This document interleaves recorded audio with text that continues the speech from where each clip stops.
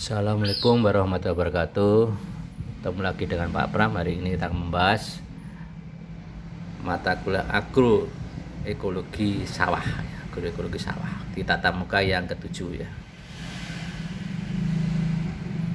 Sawah adalah lahan usaha pertanian yang secara fisik permukaan bidang olahnya rata, dibatasi oleh pematang serta dapat ditanami padi, palawija dan tanaman budidaya yang lainnya ya. Kalau di pegunungan nanti sawah tak ada hujan begitu. Lahan sawah dikelilingi oleh kebun campuran. Ini salah satu tempat di mana lahan sawah tanah yang dapat digenangi air dan dapat mempertahankan dan dapat diratakan dan dibatasi dengan pematang. Sawah bisa beririgrasi teknis, semi teknis, dan sawah yang tak ada hujan.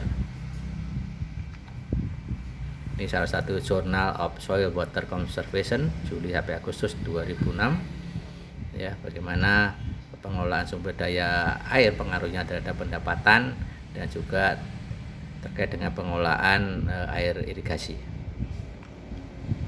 Nah, di beberapa tempat di Indonesia ada yang dataran tinggi.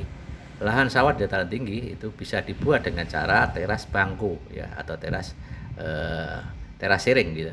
Ekosistem sawah dataran tinggi, lahan sawah berupa teras bangku, tebing teras diperkuat dengan rumput atau tanaman-tanaman lainnya untuk mempertahankan kondisi air dan juga tidak erosi.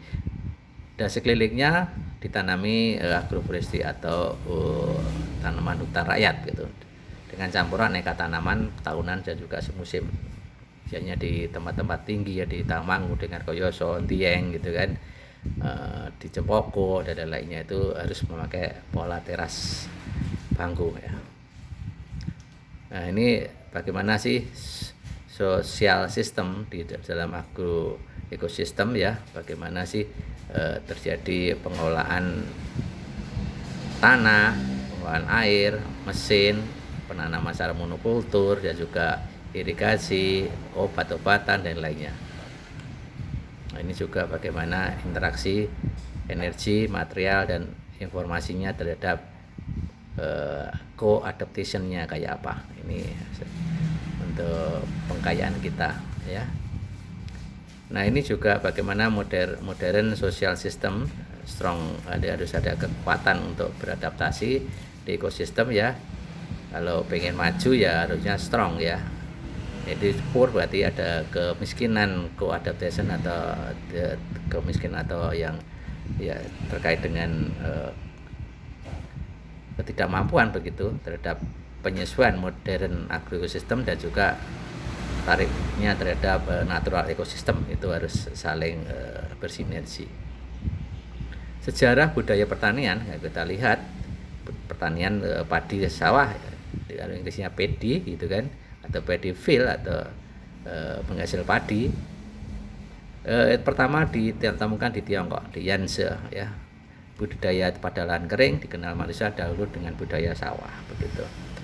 Di Kalimantan dilakukan beberapa tempat di rawa ya, di beberapa tempat di Lombok dengan menggunakan gogo rancah gitu, atau di lahan kering gitu biasanya di Lombok ya. Teknik budidaya padi mencakup persemian, pemindahan atau penanaman, pemeliharaan termasuk pengairan, penyiangan, perlindungan tanaman serta pemupukan sampai ke panen. Aspek lain yang penting dalam bercocok tanam adalah bagaimana pemilihan kultivar atau varietas, apakah IR64 atau Brahmo, Cisadane atau Mendek Wangi dan lainnya. Proses gabah dan juga penyimpanan beras. Kita akan mengenal yang namanya pola SRI atau System of Rice Intensification. Itu adalah atau budidaya padi secara intensif begitu secara sederhananya ya. Kita akan mendalami ini. Yang pertama adalah suatu cara budidaya tanaman padi yang efisien ya dalam proses manajemen sistem perakaran yang berbasis pada pengelolaan air, tanah dan juga tanaman. Dikenalkan di beberapa negara, di Prancis ya tahun 93 ya, ditemukan pertama sejak tahun 80 ya, sejak 80 ditemukan oleh biarawan dari Prancis ya. Terus berkembang sampai tahun 1993, sekarang di Indonesia baru tahun 2000-an ya. Budidaya padi secara intensif, permasalahan budidaya padi di Indonesia adalah penurunan kesehatan atau kesuburan tanah. Yang kedua ada kecenderungan potensi padi untuk produksi lebih tinggi itu mandek atau tidak bisa dicapai. Penggunaan unsur kimia, anorganik dan pestisida sintetis meningkat terus. Perilaku petani sudah jauh dari kearifan lokal dalam menjaga kemanfaatan potensi lokal. Budaya padi secara intensif dengan model pemikiran Sri, tanah padi mempunyai potensi yang besar untuk menghasilkan produk dalam taraf yang tinggi dan juga beberapa tahap-tahap lain sampai pada padi pada tanah tidak tergenang, akar akan tumbuh subur dan besar sehingga dapat menyerap nutrisi lebih banyak atau mendorong jumlah anakan secara optimal. Penyebab terjadinya penurunan produksi padi yang pertama adalah kesuburan tanah, yang kedua dana pupuk dalam tanah tidak berfungsi, suplai nutrisi rendah, ya, penggunaan pupuk dan pestisida sintetis meningkat, musuh alaminya berkurang, dan hierarki musuh alaminya lebih tinggi.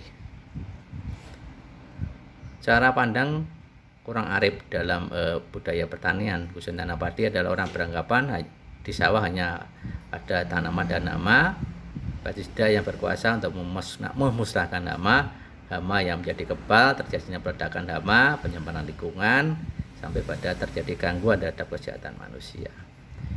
Nah, ini salah satu gambar perilaku budidaya padi secara intensif, perilaku pemberantasan namanya bisa dikendalikan dengan cara-cara yang lebih aman.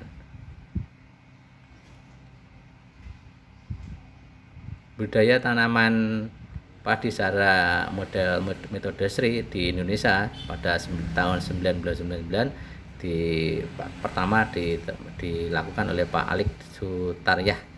Mereka menerapkan tanaman tunggal, dangkal, umur semai kurang 15 hari, umurnya masih sangat kecil ya, sama 15 hari, penanaman cepat kurang dari 15 menit dan pupuk organik.